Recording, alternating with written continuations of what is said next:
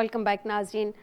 सैफ साहब, मुझे ज़रा आपकी बात, चूँकि मैंने काट दी थी कि मुझे ब्रेक की तरफ जाना था, अपनी बात कंप्लीट कर लें, साथ मेरा एक और पॉइंट ले लें, फिर हम गंदम पे भी डिस्कशन करते हैं। ये जो डेवलपमेंट फंड्स की मद में हर बजट में अमाउंट एक फ़िक्स की जाती है, जी ये जी जो अभी डेवलपमेंट के लिए हम देख रहे हैं कि नए मंसूबों का ऐलान कर रहे हैं, जिसमें वो कह रहे हैं कि इन पैसों से कौम के ज़ख्मों पर मरहम रखेंगे, तो वो जो फंड्स रखे जाते हैं उनसे मरहम क्यों नहीं रख रहे? देखिए, ये मरहम वाली बात, ये तो सर गिमिक्री है ना जी, पॉलिटिकल। वो तो स्टेटमेंट्स इस तरह की आती रहती हैं, सियासी सियासी बयान। सियासी स्टेटमेंट्स तो चलती रहती हैं। मेरा ख्याल है ये अब काउंटर प्रोडक्टिव होता जा रहा है। जो दौर अब आ गया ना कि जब मैं कोई अगर अच्छा काम कर रहा हूँ और अगर कर रहा हूँ तो साथ उसका चर्चा कर रहा हूँ, तो मेरा चर्चा जो है उस अच्छे काम को बिल्कुल ही वो नलीफाई कर देता है, बिल्कुल बेकार हो जाता है। क्योंकि बात बात हम कई वज़ीर आज़म या चीफ मिनिस्टर के साथ, जैसे शराज साहब भी कवर करते रहे, तो हम उन्हें कहते हैं जी, आप ये कहते हैं जी हमने 1 रुपया यूनिट कम कर दिया जी, अवाम को 10 अरब का रिलीफ दे दिया। तो हम उन्हें कहते थे वज़ीर आला को या वज़ीर आज़म को कि जी आप ये 10 अरब का एहसान जताया तो ना करें।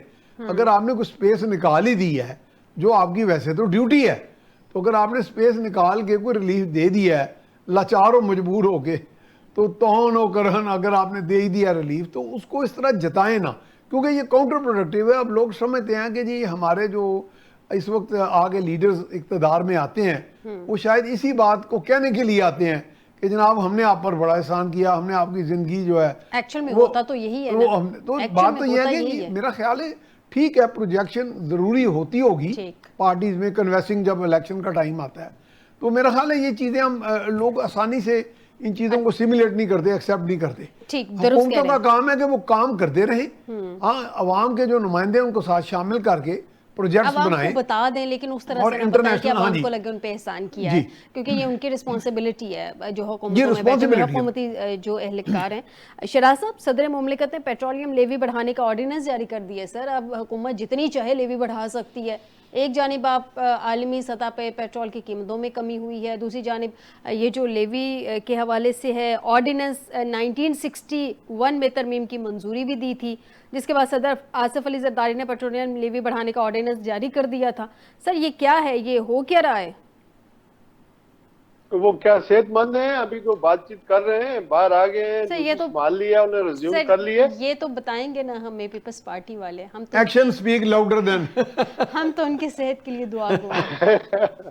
अच्छा, एक एक बात है, सारी सवालों के जवाब। ये गंदम की आपने जो बात कर रही है, पेट्रोल की कर रही है, ये पेट्रोल पे लीवी पे ऑर्डिनेंस।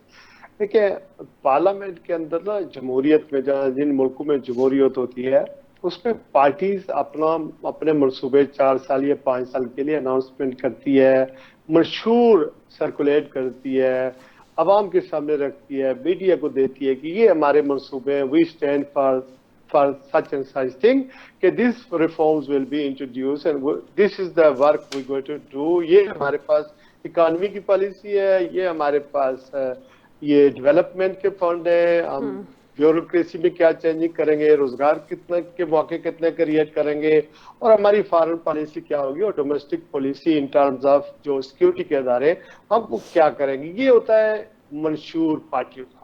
उसके बाद जब हुकूमत में आ जाते हैं, उसके बाद पार्लियामेंट के अंदर इन चीजों के ऊपर बहस होती है, और अवाम को तो पता होता है कि हमने वो जो जहाँ जमहूरियत होती है वो इस वजह से नहीं देते हैं कि लेकिन सर ये तो जमहूरी मुआशरों में, जमहूरी इदारों में एक आइडियल सिचुएशन है ना जो आप बता रहे हैं, लेकिन ऑर्डिनेंस के तहत रातों रात चीजें तब्दील हो जाती हैं सदारती ऑर्डिनेंस के तहत।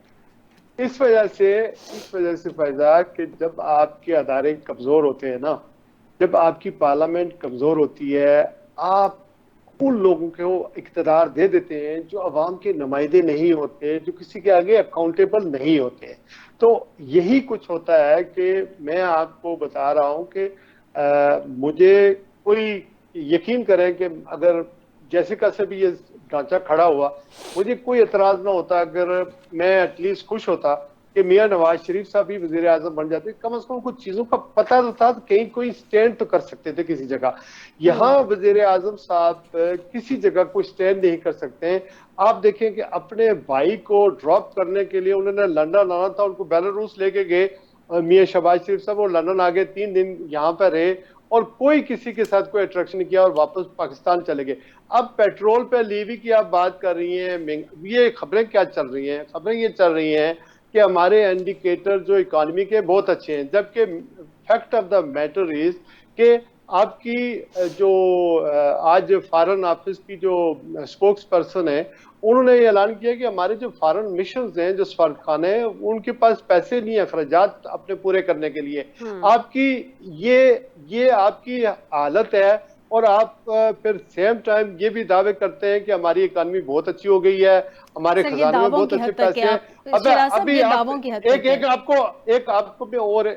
आपको और इंडिकेटर देता हूं। मसलन फर्ज किया वो तालिबान जो पाकिस्तान में जब लड़ाई हुई, अफगानिस्तान में जब सोवियत यूनियन ने अटैक किया, तो वो तालिबान हमें ये बताया गया कि अगर हमने मुजाहिदीन को अफगानिस्तान में न भेजा और हमने लड़ाई न लड़ी तो पाकिस्तान के इस्तेकाम को, पाकिस्तान के दफा को खतरा है, और जो अफगानी वहां से आए वो हमारे भाई पेश कर दिए गए, हमें जिहाद की तरफ लगाया गया और आज वो हमारे लिए खतरा है। और फिर हमने हुकूमत उनके लिए उनकी बनाई, एक दफा भी बनाई, उसको तस्लीम किया, फिर दूसरी दफा बनवाई और उसको तस्लीम नहीं किया।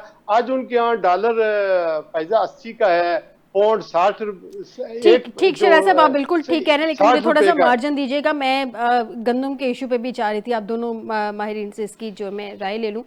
मुझे बताइएगा मियां साहब, गंदम की बेहतरीन फसल के बावजूद पंजाब के किसान परेशान हैं। इसकी सारी पिछले सीज़न में भी हमने देखा था कि किसान किस तरह से सड़कों पे रुला था, किस तरह से पंजाब गवर्नमेंट ने उनको रेट देने से मना कर दिया था और किस तरह से औने पौने दामों गंदम सड़कों पे खुद देखा कि बिक रही थी। अब की दफ़ा भी हम ये देख रहे हैं कि गंदम की फी मन लागत जो है वो 3300 रुपये तकरीबन अप्रोक्सीमेटली आ रही है, अप्रोक्सीमेटली 3304 रुपये कुछ इस तरह से 4000 के करीब है। जी तकरीबन इतनी है। और गंदम फी मन इस वक्त फरोख्त की जा रही है 2200 रुपये, यानी कि किसान को फी मन के पीछे 900 से लेके 1100 रुपए तक का नुकसान किया जा रहा है।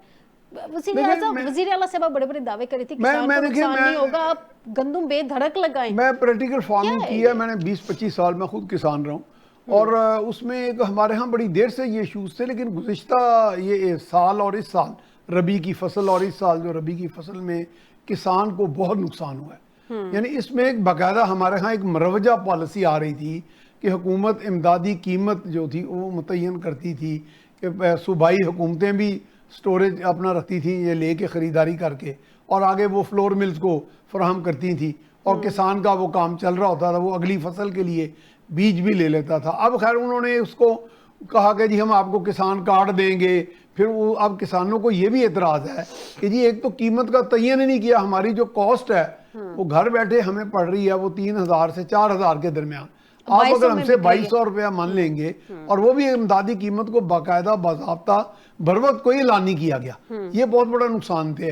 दूसरा मैंने इसको प्रैक्टिकली देखा मार्केट किया क्यों गया जी, हुकूमत ने ये बात औकात देखिए माजी में जो हुआ था पिछली फसल पे कि जी यूक्रेन की आई जो गंदम थी वो भी एक गलत पॉलिसी थी। इधर से किसानों ने 32 लाख और वहां की फिर गंदम के लिए यहाँ किसानों को पहले कहा जी 3900 रुपये मन हम लेंगे, तो बाद में खरीदी ना गई।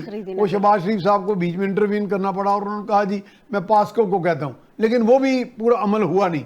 यानी अगर कहा भी गया तो उस पर कोई अमल दरामद नहीं। किसानों ने जाके पता नहीं किसी आड़ती को कहीं उधार पकड़ लिया, उसको फफूंदी वाली भी दे दी। सड़कों पे खड़े थे जी, बिल्कुल बहुत बुरी हालत हुई, जो जा रहा था उनको बेच रहे थे जितने होने पौने दामों पे। या तो फिर आप इसको खुला कर देंगे जिस तरह बाहर के मुल्कों में होता है कि कोई इमदादी कीमत बाज़ कहीं नहीं भी अनाउंस करते, लेकिन जैसे भारत में और पाकिस्तान में यहाँ सब्सिडी भी दी जाती है, एग्रीकल्चर में हुकूमतें सपोर्ट करती हैं अपने किसान को। तो किसान को अगर आप बिल्कुल, ये तो बैकबोन है हमारी एग्रीकल्चर, बैकबोन है। अगर आप अपनी बैकबोन को हर्ट करेंगे, बैकबोन को हर्ट करेंगे, वाटर को भी हर्ट करेंगे। मैं लास्ट पॉइंट से भी महरूम हो जाएंगे। लास्ट पॉइंट में शराज साहब से जान लूं, शराज साहब ये नून लीग की गवर्नमेंट किसान के साथ ऐसा क्यों बिहेव करी आपके ख्याल में? किसान जो है बहुत बड़ा वोटर है PMLN का, ये अपने वोटर को क्या IMF के कहने पे ओपन मार्केट करके आपके ख्याल में खराब नहीं कर रही?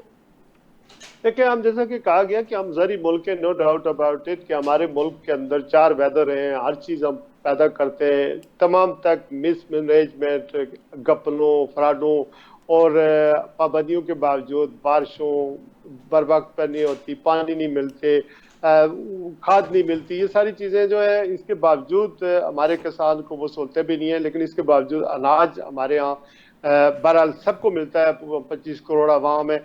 ये जो मिसमैनेजमेंट है गंदम की, जैसे कि पहले कहा गया कि इसमें भी देखें कोई ना कुछ फ्रॉड होगा, या तो इन्होंने गंदम जखीरा की होगी पिछले साल की, या जो जब यूक्रेन से आई थी, और उस वजह से ये गंदम की कीमत सही नहीं दे रहे। और मेरे कई दोस्त हैं जो मतलब ये बड़े बड़े लैंडलॉर्ड हैं, वो ये इस वजह से परेशान है, पिछली दफा भी परेशान हुए थे, और जैसा कि कहा कि 3,000 कुछ की तो इनको खुद पड़ती है। तो अब कीमत मुकर्रर करें या खुद हुकूमत ये पैसे खरीद ले, ये गंदम खरीद ले, स्टोर कर ले, ताकि वक्त जरूरत जो है या उसको हम एक्सपोर्ट करें। शहराज साहब, आप दुरुस्त कह रहे हैं, पिछले साल ज़राई ग्रोथ जो थी 6.25% थी, और पिछले साल ही चूंकि गंदम के साथ ये इतना बड़े स्कैंडल भी सामने आए, इतना बड़ा किसान के साथ इशू भी हुआ, अब की दफा जो गंदम की ज़राई ग्रोथ आ रही है वो 1.1% पे आ गई है सर, इतनी कम हो गई है।